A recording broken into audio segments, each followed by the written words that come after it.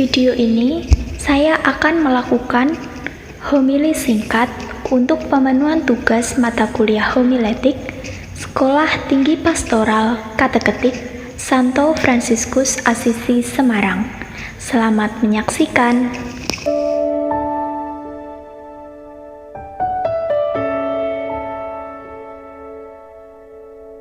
Hari Minggu pergi ke gereja. Selamat pagi saudara-saudara. Saudara-saudari yang terkasih dalam Yesus. Pada hari ini kita telah mendengarkan sabda Tuhan dari Injil Markus bab 6 ayat 30 sampai 34. Saya memiliki satu cerita. Ada seorang remaja yang sedang mengalami broken home.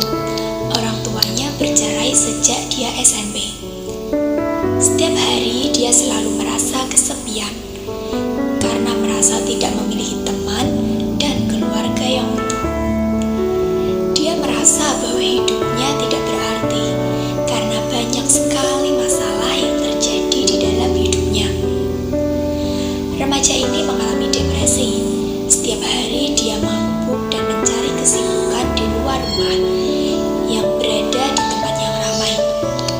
Nah, suatu hari dia menemukan salah satu teman yang mampu mengerti keadaannya dan membuat dia lupa terhadap apa yang ia alami selama ini. Setelah mengenal teman barunya itu, dia semakin terbuka dan menyadari bahwa apa yang dilakukannya selama ini adalah salah. Kemudian dia menyendiri dan menyesali apa yang dia lakukan. Dia ingat dengan Tuhan dan memperbaiki hidupnya. Mulai dari sini, sekarang dia lebih sering berdoa dan dia dapat merubah cara pikirnya bahwa masih banyak orang di luar sana yang lebih menderita dari dirinya, dan dia mampu menyemangati dirinya sendiri untuk bangkit dari keterpurukannya. Sekarang kondisi dia menjadi lebih semangat dalam menjalani hidup dan selalu membuat orang lain tertawa bahagia dengan tingkah lakunya. Nah, dari cerita singkat ini menyadarkan kita bahwa apapun yang kita alami pasti akan ada jalan keluar. Dari cerita ini juga kita diingatkan bahwa sangat penting bagi kita untuk menjalin relasi dengan Tuhan. Kita diingatkan agar kita mampu menjumpai Tuhan. Cerita ini juga berhubungan dengan bacaan yang telah kita dengarkan pada hari ini. Banyak hal yang bisa kita ambil dari bacaan tersebut. Pada Injil, Tuhan mengajak kita untuk pergi ke tempat yang sunyi.